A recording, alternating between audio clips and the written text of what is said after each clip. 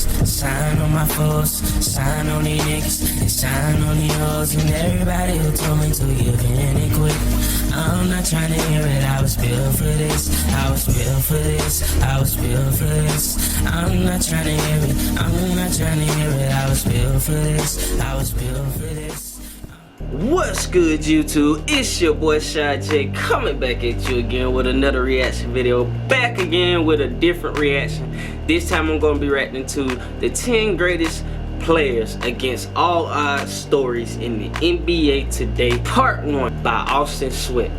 Hey, I wonder, is he related to Keith Sweat? Bro, shut your bitch ass up. But anyways, man, we're going to go ahead and check this out, man. I'm really a football person, but I do love the NBA too, man. I do love the NBA. Only team I really rock with right now is the Warriors. It used to be the Lakers till my boy Kobe retired, man. But we already know, man.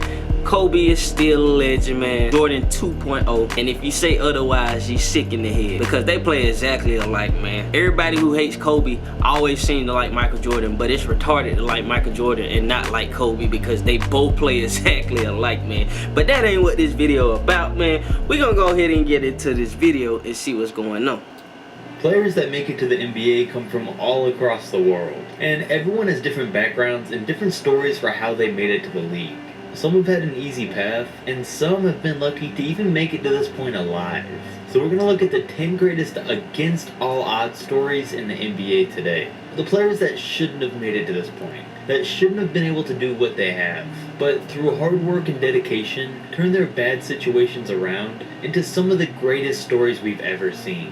Starting with number 1, Jimmy Butler. Jimmy Butler. From start to finish, Hey, I do remember about him. I seen the video on Facebook about him. I think he was homeless, and his best friend's mom took him in or something like that. But we gonna go ahead and see it. But I do remember seeing something about him. And here's why. Because almost as soon as Jimmy was born, his dad abandoned his family, which left him with a single mom. And that didn't last too long, because when he was 13 years old, his mom told him, "I don't like the look of you, you gotta go," and kicked him out of the house. So he bounced. That's messed up, bruh. He probably reminded him of his dad, but still, bruh. Come on, man. What kind of mother would... Told him, "I don't like the look of you, you gotta go," and kicked him out of the house. So he bounced around different friends' houses and foster homes, hoping to have a place to stay every night. And it took him all the way up until the summer before his senior year of high school to find an actual home to stay at every night, when he moved in with a freshman on the basketball team, Jordan Leslie. Leslie's mom already had 6 kids living in her home, but they quickly accepted Jimmy into the family. And through all of this, sports, and basketball specifically, were the thing that kept him going. By his senior year of high school, he was averaging 20 points and 8 rebounds a game, and was his team's captain and later voted his team's MVP. But still wasn't heavily recruited. So he ended up going to Tyler Junior College. I bet his mama pissed the fuck off right now, bro. Ooh, I bet she hurt, bro. She dumb sick. Ooh, wee boy. What movie that was? Ooh, what movie that was? Bro, what was that movie, bro? Ah, it's an old school movie too. It ain't really old school, but it was back in the day where a dude had he had got a NBA contract. Drumline did do something like that too, but dude had got an NBA contract. Then his dad tried to show up to his NBA signing party or some shit like that. And he had snapped on his dad. Man, I gotta find that movie, bro. I just know it was those 2 big old fat dudes, the real big dudes. They was in the movie too with Danny Glover. Man, I gotta find that movie, bro. I probably done found it by the time I edit this video, but we're gonna get back to the video. My bad, bro. I keep talking. 18, 7, and 3, but was still only named a 2-star recruit. But it was enough for him to start gaining interest from D1 schools. And he eventually got an athletic scholarship to Marquette, where he started out slow, averaging 5 and 3 as a sophomore, but through being one of the hardest working players in college basketball, his game developed every year. The next season he would put up 14 and 6, and then as a senior averaged 15 and 6, including hitting 2 game winners, and helped his team to the NCAA tournament, which attracted the Chicago Bulls to selecting him 30th overall in the 2011 NBA draft. And the same thing happened. He started out slow, averaging only 2 slick points like a he could be game as Jamie a bench Foxx, player bro. in his rookie season, but developed his game every single year, and by his 4th year in the league, he made it clear that he was a star player, putting up over 20 points a game and making the All-Star team as a member of the Chicago Bulls. And today he continues living up to the reputation as being one of the best two-way players in the league. And all of this has made his story be described as one of the most remarkable in the history of the league. Number 2, Steph Curry. You might not have been expecting to see a player on this list my who's boy played in the NBA. And Steph's story isn't as intense as some of the rest he had of to these, work hard. but it's still worth mentioning because he definitely has one of the better underdog stories. But that really didn't start for him until he was in high school, because as early as middle school, his shot and his handles were already so good that one day his coach saw him warming up for a game and asked him if he could teach him some of those moves so he can use them in his men's league later that night. And because Curry was so good, so young, he was leading his middle school team to beating everyone by 40 or 50 a night, so his coach started to make his team play high school teams instead, and they won a lot of those games too thanks to Steph. And this same insane level of skill I didn't even know translated that. over to high school basketball right away. Former NBA player Anthony Morrow grew up near Steph Curry, so they played a lot of high school games against each other. And Morrow said that he was just as skilled then as he is now, and that every school had the same game plan for him, which was to swarm Curry the second that he passed half court. Because if you didn't, it was over. So the skill for Curry was always there, who would go on to be named All-Conference, All-State, and lead But his I team. feel like they blackballed my boy, man. If he was that good, why the hell they sent him to a small ass D1 college, bro? To 3 That shit state bull. playoff That's some bull. appearances. But no matter how great he was still said to have looked like a 14-year-old as a senior that stood 6 foot tall, was 160 pounds, and wasn't the best athlete. So scouts still said he was too small, which meant that he was only a 3-star recruit, and the big universities across the nation all passed on Steph Curry. So he ended up going to Davidson, where he instantly put together some of the greatest scoring and shooting performances in the history of college basketball, averaging 25 points a game for his 3 years there, and 28-5 as a senior, which led to him proving that even though he was small and not the most athletic, he was still capable of playing the game at any level, and was still taken 7th overall in the 2009 NBA draft. When nobody believed in him except a few select people, he believed in himself and proved them all wrong. And is still proving everyone wrong today, having been the 2-time MVP and becoming the greatest shooter of all time.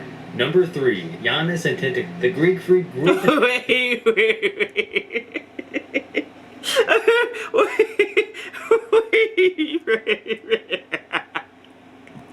Wait, hold up, bro. is still proving Why he everyone cut his wrong name today, off? having been the 2-time MVP and becoming the greatest He cut his shooter name of all off. time. Number 3, Giannis Antetokounmpo, the Greek hey, he had to butcher that name, bro. He just didn't want that backlash from people trying to, for him trying to pronounce his name and getting it wrong. Cause people, oh my goodness, bro, they would go the hell off if you pronounce this man's name wrong. Greek freak grew up in Athens, Greece. Shocker. But his family was poor, so as a young kid, Greek freak grew up being the greatest shooter of all time. Number 3, Giannis Antetokounmpo, the Greek freak grew up in Athens, Greece. Shocker. But his family was poor, so as a young kid, he spent a lot of his time walking around the streets trying to sell watches and sunglasses just to help his family buy food that day. In his free time though, he loved to play soccer with his brothers. And one day when he was 13, a basketball coach of one of the local clubs in Greece spotted him and invited him to play on the team. And the coach saw a huge potential in him right away, because he told Giannis that if he played, he would find both of his parents jobs working with the team. So without question, he joined. But up until this point, he had barely ever played basketball, and his coach said that he couldn't make a layup or dribble the ball. And to even further show just how much potential this coach saw in Giannis, he'd help his family with a long commute, getting him back and forth to practice, and even helped pay to move the family closer to the team and in a better neighborhood. Damn. And through all of that, he eventually fell in love with the game and That's practiced crazy. for hours every day. And That's super crazy, bruh. Oh my god, bruh. Your kid can get you out of the hood at a young age. all of that, he That's eventually fell amazing. in love with the game and practiced for hours every day. And he'd quickly get better every year. By the time he was 16, he was playing on the junior squad of a semi-pro team in Greece. The next year, his game really developed, and he'd get moved up to the senior team. And this is where NBA scouts first learned of Giannis. It was reported that all 30 NBA teams, except for the Knicks, great job New York, went to go scout him and watch him play, which led to him entering the 2013 NBA draft and being picked 15th overall by the Bucks. He'd gone from selling watches in the street and having never played basketball to 4 years later making it onto an NBA team. None of this would have been possible without that coach that first discovered him and really got him onto playing basketball. And Giannis never forgot where he came from, because he's thanked that coach personally and said that he owes him his entire career. And as a rookie, all of his family was still overseas trying to get their papers worked out. So every single cent that he made, he sent over to them to try and help him out. So much so that he had to run to an NBA game because he had no money left for a taxi. And in that same season, he spent the most money he had ever spent when he bought a PlayStation 4. But he said he couldn't stand the most money because he had no money left for a taxi. And in that same season, he spent the most money he had ever spent when he bought a PlayStation 4. But he said he couldn't stand the guilt that he was using that kind of money on a game while his family was back home struggling. So he sold it to an assistant coach and sent them that money too. And this humble mindset, combined with his work ethic and his freak body, it's led him to becoming one of the league's top players and a top MVP candidate this year. Number 4, Isaiah Thomas. 5'9" Isaiah Thomas has always been an elite level basketball player. 2 inches taller than me. His size. His basketball skill on the court has never been the question, and has never been any part of what's held him back. What has, though, has been the perception that everyone else has had for him, that he was just too small to be successful at the next level. Except his dad, who nicknamed him Big Head when he was born. But seriously, IT has never let that affect him. As a junior in high school, the man averaged over 31 points a game, and held a pretty similar pace the next year as a senior. But that still only landed him as a 3-star recruit. And that was the first sign in his eyes that people weren't going to give him the credit that he deserved. Eventually, he moved to the University of Washington, where he'd attend for 3 seasons. And in those 3 years, he wasn't the biggest standout, no pun intended, but he averaged 16-4, was a 2-time Pac tournament MVP, and a 2-time member of the first team All-Pac-10, before foregoing his senior season to enter the NBA draft.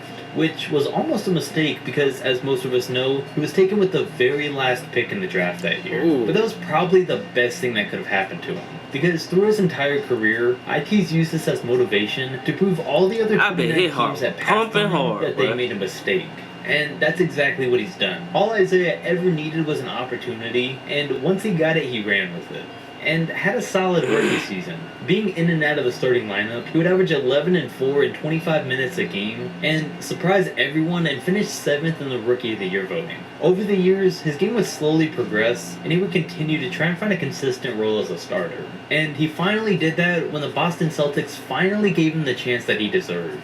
In his first full season with the team, he averaged 22 points and 6 assists a game. Before he really made a name for himself by averaging 29-6 on the year, making the All-Star game for the 2nd year in a row, and flat out leading the Celtics deep into the playoffs before getting injured.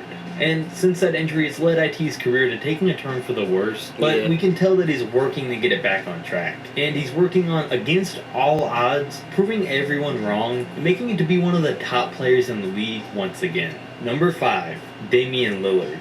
Today, Dame is known as a clear top 5 or 6 point guard in the NBA, but his journey to get to this point is even more impressive. He's gotten to where he is today through dedication, fearlessness, and hard work. Traits that he's had ever since he was a kid. He grew up in one of the worst parts of Oakland, and growing up there and seeing the things that he saw at a young age played a huge factor that he said have made him fearless in life and even more so on the court.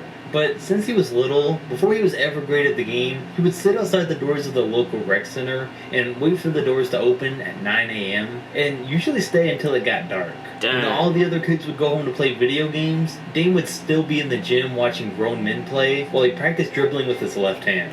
And this work ethic carried on in middle school. Even back then, his coaches described him as being as fearless and competitive as they've ever seen a kid at that age. And Dame said that back in 7th grade was when he really started to care about wins and losses and trying to make it onto the national rankings so he could see who was better than him and try and make his name go up on the list every game. But unfortunately, even by the time he was entering the 11th grade, he was still next to unheard of on a national level. A Bay Area scout even told him that he was good but not great. And his AAU coach said that Lillard's the type of guy that when he's doubted, it builds a fire inside him. That when he's told he's not going to win the game, that he's not good enough, he's going to do everything in his power to prove you wrong. And that's when his coach pulled Lillard aside after practice one day and told him, you don't play hard enough and you don't practice hard enough. You got the potential to play big-time college ball, but you can't even play for me. And he said this knowing that it would light a fire inside Lillard like never before. And it definitely worked, because Dame said that this turned out to be a huge moment in his life. Because after all the doubt he faced, and people telling him he wasn't good enough and he wasn't going to make it, his coach telling him that he believed he had the potential to play in a big-time college, let him know that he truly believed in him. But then when he was a senior, he got a bigger taste of just how bad his hometown was. When he got confronted by 3 men while walking home after practice. He stood tall. He slick, looked like Russell Westbrook right now. Confronted by 3 men while walking home after practice. He stood tall, ready to defend himself, until one of them put a gun to his forehead. Damn. That's it? Ah, okay, yeah, this is part 1. Okay, so they should have just named it 5. 5 top players. Alright, man. Y'all stay tuned for part 2, man. That's gonna wrap up this video, man. If you're new to the channel, make sure you hit that subscribe button, turn on post notifications so you know when I'm posting. And if you're feeling this video, make sure you let me know by dropping a comment down below, and also by dropping a like down below. But yeah, man, that's gonna be it for right now. I'm about to go ahead and get up out of here, get ready for the next project, man. This your boy AyeShadJ, and I'm out. Peace.